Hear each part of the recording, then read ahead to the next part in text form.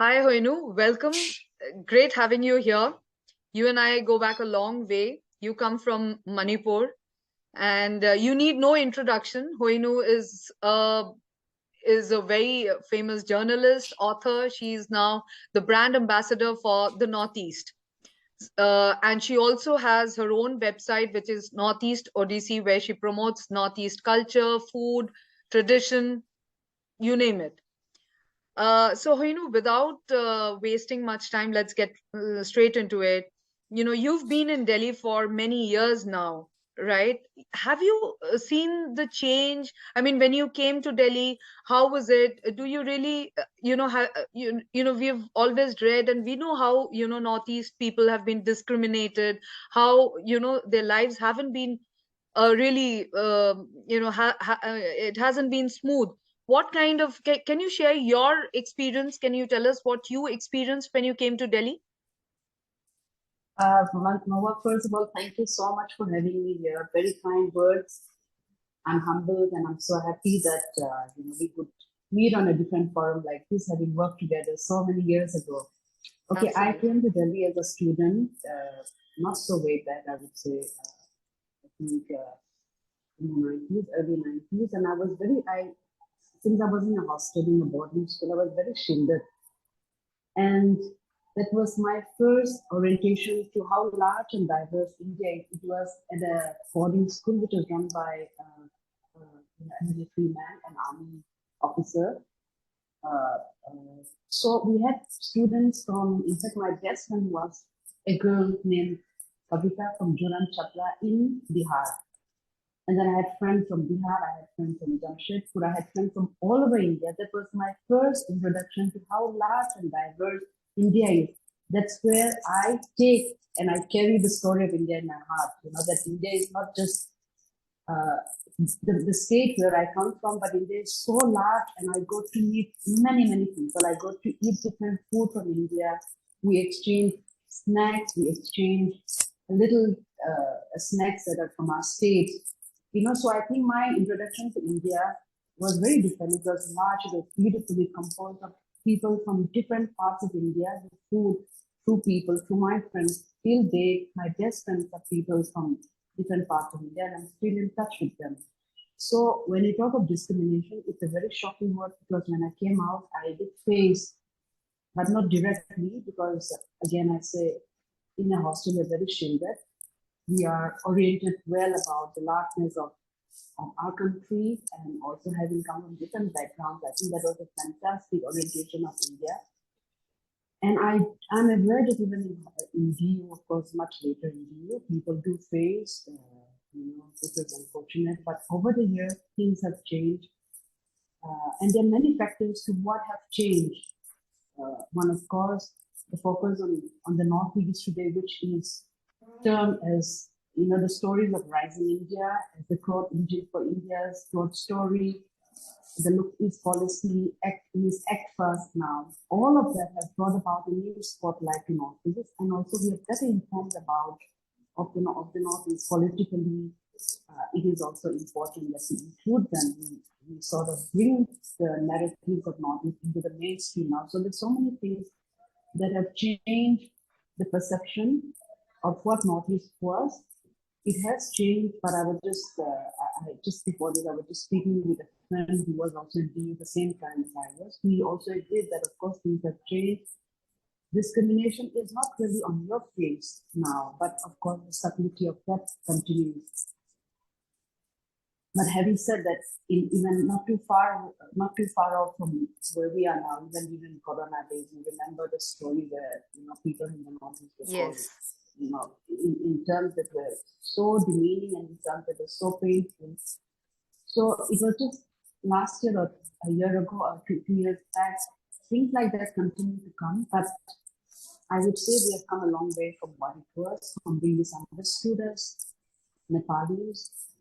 Then again, why should even being understood in Nepali within meaning? They are also, citizens like us. We all come to the human being, a Chinese or a Japanese or a Filipinos or anybody with a Mongolian stock.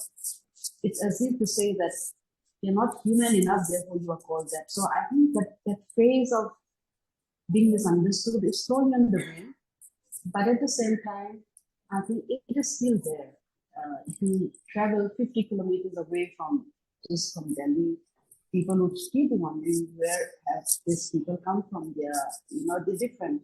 So I think So you would uh, say in the urban areas, the awareness in the has gone urban up. area, well, I won't say in the urban areas, particularly in the urban areas, but I think we are more aware, we are more well and better informed than we were earlier.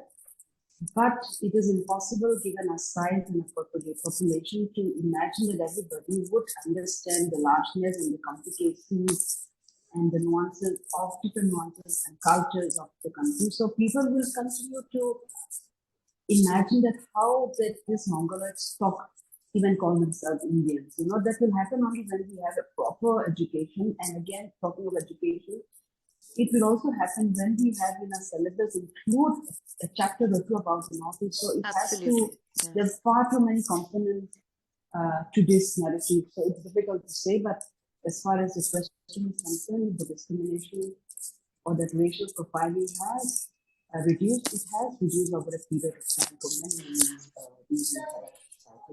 But even today, Hoinu, if you see corporate India, if you see education, of course, colleges and all still have a lot of people from the Northeast. But if you see corporate India, I mean, I would say the representation still is extremely low, and we don't see too many northeastern people who hail from northeast to be taking up the corner office. So what is the reason for this? Why is it that corporate India still has such a low representation?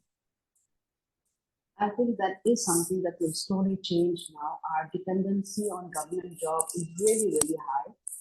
But a lot of youth today from the Northeast who are at least coming out, I don't think they're really looking at government jobs anymore. They are all in IIM. You can see that we have a lot of people in management. We have a lot of people in different fields now, unlike earlier who were students from the Northeast, typically land up doing the same thing, going to the same universities, schools, and then landing up with the same sort of aspirations and dreams. But now, our youth today, they are experimenting with different subjects. They're going into different streams, and also we have IITs, and they are venturing out to different streams of education, different disciplines. So I think it's just a matter of time when we will see them now taking up different occupations apart from the government job.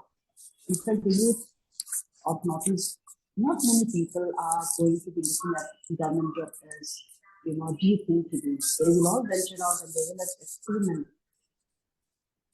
Do you think the government can play a more intense role in integrating the Northeast with the rest of India? Of Though course, the we have government can policies play. like look east, act Yeah, east, we've yeah, we've seen the center now really focusing on the northeastern states development, airports, infrastructure, everything is coming up. But do you think beyond that, socially, there needs to be that push?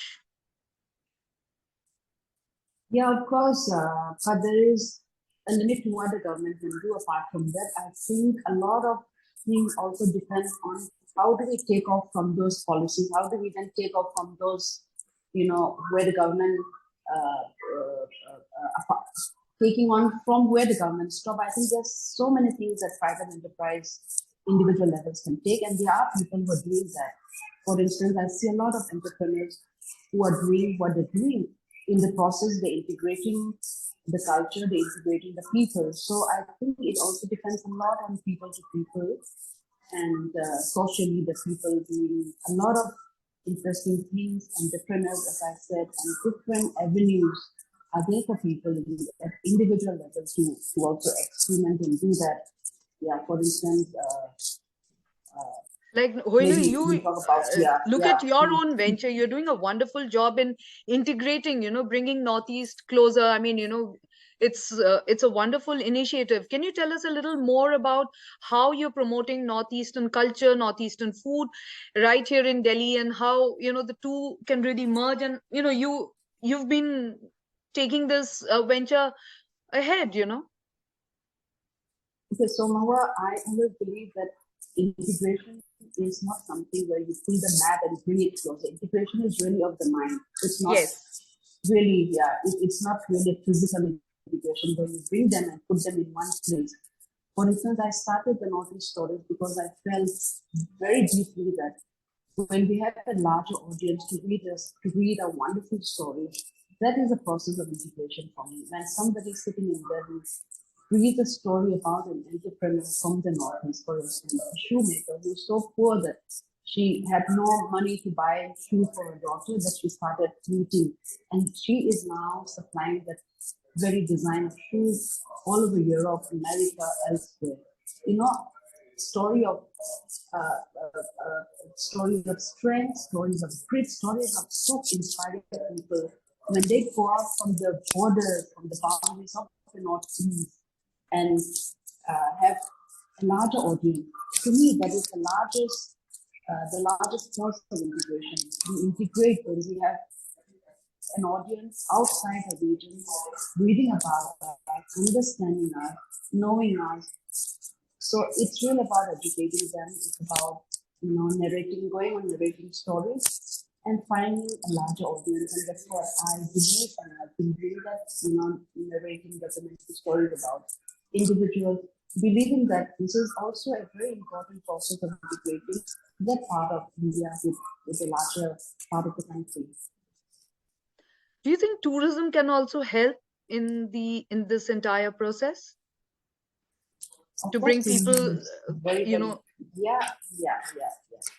Tourism is, of course, a very important segment that can bring about integration. When you say tourism, many, many stakeholders and many important tourism products. The culture is a very important tourism product. Our music, our food, our infrastructure, our people. These are all representatives of tourism products. These are all representatives of the state. So when people come and look at them and experience, they have become ambassadors. So I think tourism has a very important role to play, but of course it has to be thought through how we promote ourselves. Right now we say that Northeast is explored, but I'm afraid we might be exploited, overexploited. So I think this is the right time for us to really draft our policies in a way that helps us retain the essence of our uniqueness. Because once we are overexplored, then I'm afraid we're going to be exploited. We will be exploring. So I think it's important right now how we draft a policy. And then what's important is when we look at Northeast, we need to be promoted, but we need to be we need to protect, preserve, and we need to be very mindful about how we promote and preserve ourselves. So it has to be a very fine balance of promoting and preserving. Right, Hoinu, thank you so much. Lovely talking to you, and I hope I can catch up with you very soon once again. Thank you, and all the Thank you best so for much, your Mawa. project. Thank you. Yeah, thank you so much. Thank you. Thank you.